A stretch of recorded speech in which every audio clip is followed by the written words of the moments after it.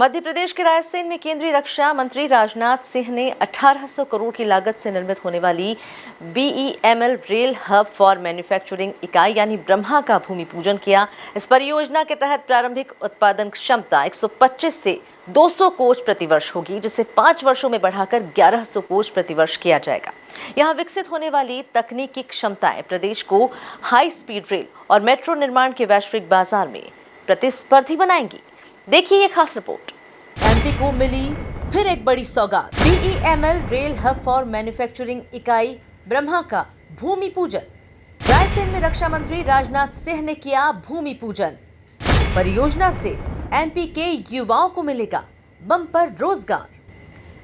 रविवार को केंद्रीय रक्षा मंत्री राजनाथ सिंह रायसेन के उमरिया गांव आए। यहां ओबिदुल्लागंज में BEML rail hub for manufacturing इकाई का भूमि पूजन किया। इस अवसर पर BEML परियोजना पर आधारित केंद्रित लघु फिल्म, प्रस्तावित प्लांट का 3D वॉक थ्रू और नए प्लांट के मॉडल प्रदर्शित किए गए। कार्यक्रम में मुख्यमंत्री डॉक्टर मोहन यादव, केंद्रीय कृषि एवं ग्रामीण विकास मंत्री शिवराज सिंह चौहान, जिले के प्रभारी मंत्री नारायण सिंह पवार, स्वास्थ्य राज्य मंत्री नरेंद्र शिवाजी पटेल, सांची विधायक डॉक्टर प्रभुराम चौधरी, भोजपुर विधायक सुरेंद्र पटवा मौजूद रहे।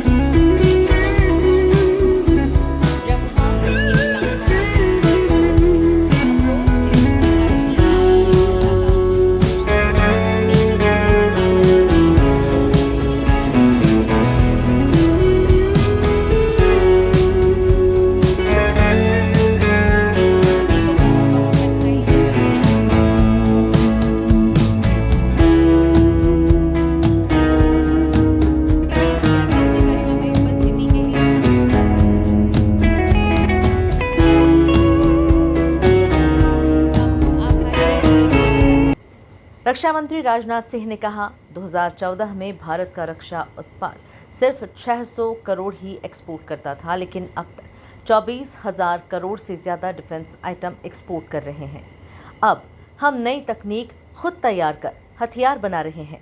प्रधानमंत्री मोदी ने कहा है कि देश को आत्मनिर्भर बनाकर ही दम लेंगे। मोदी जी के नेतृत्व में हमने चमत्कारिक काम किया है। भारत अब सामान्य देश नहीं रहा। आज यह बहुत ही एक महत्वपूर्ण हमारी पब्लिक सेक्टर अंडरटेकिंग है BEML, और वह BEML आज एक बहुत ही महत्वपूर्ण यूनिट यहां स्थापित कर रही है। और बहनों भाइयों, यह कोई केवल एक यूनिट नहीं प्रारंभ हो रही है। ऐसे सैकड़ों छोटी मोटी इकाइयां होंगी, औद्योगिक इकाइयां जिन्हें MSMEs कहते हैं, वह भी यहां लगेंगी। और जो लगी हुई हैं, जो इस काम को कर सकती हैं, उन्हें भी इसका लाभ पहुंचने वाला है। यह कोई सामान्य बात नहीं है। उद्योग धंधों के मामले में मैं मानता हूं कि यह क्षेत्र ही नहीं बल्कि मध्य प्रदेश बड़ी तेजी के साथ आगे बढ़ेगा। और मुझे बतलाया गया है कि मध्य प्रदेश में औद्योगिक विकास के लिए जो प्रयास किया जा रहा है, 30 लाख करोड़ रुपए से अधिक का निवेश, इन्वेस्टमेंट इस मध्य प्रदेश को प्राप्त हुआ है। इतने अल्प समय में 30 लाख करोड़ रुपए का। और मैं जानता हूं शिवराज जी सिंह चौहान के शासनकाल में भी बड़ी मात्रा में निवेश आए हैं, लेकिन डॉक्टर मोहन यादव जी भी जिस तेजी के साथ इस काम को आगे बढ़ाने की कोशिश कर रहे हैं, मैं डॉक्टर मोहन यादव जी को हृदय से अपनी तरफ से मैं हार्दिक बधाई देता हूं।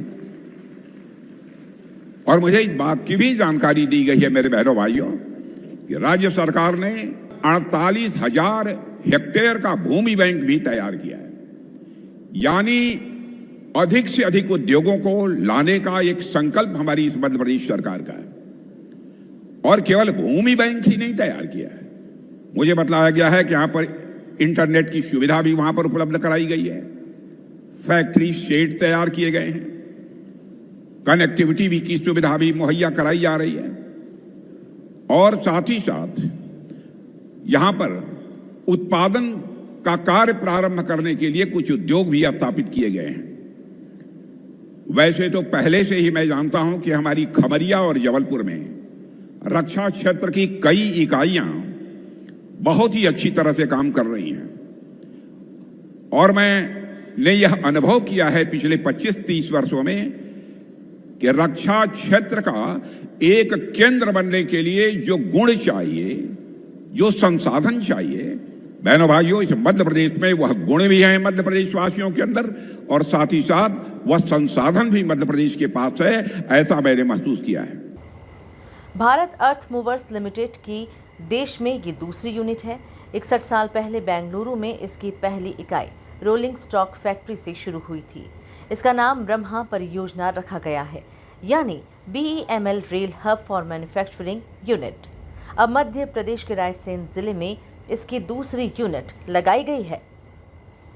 आज बदलते दौर में जिस प्रकार का समय चला है, मध्य प्रदेश के लिए ये ब्रह्मा के माध्यम से जो सौगात मिली है, वाकई ये समय का ही पालन है। रेलवे के लिए वो दौर बदल गया, जब रेलवे के डब्बे, वो लाल डब्बे पुराने तार वाले, पसंद आए या ना आए, वो पुराने गंदे संदे माहौल का, अब कैसी रेल का नया दौर आया है। जैसे देश ने अपना पूरा स्वरूप बदला है, व्यवस्थाएं बदली है। मैं अपनी ओर से मध्य प्रदेश की धरती पर आपकी इस अद्वितीय सौगात के लिए बधाई देना चाहता हूं, और आपका ये सौगात का सिलसिला हमारी सरकार को लगातार इसी प्रकार से मिलता रहेगा, ये मैं आपसे कामना भी करता हूं, और आपका आशीर्वाद हमें हमेशा सदैव इसी प्रकार से मिलता रहेगा। लेकिन 2-3 बातें और जोड़ना चाहूंगा माननीय रक्षा मंत्री जी। मध्य प्रदेश के अंदर हमारी बहुत संभावना है, आपके माध्यम से जब हमारी सरकार आपके आशीर्वाद, माननीय मोदी जी के आशीर्वाद से बनी, तो हम सब क्षेत्रों में काम कर रहे हैं।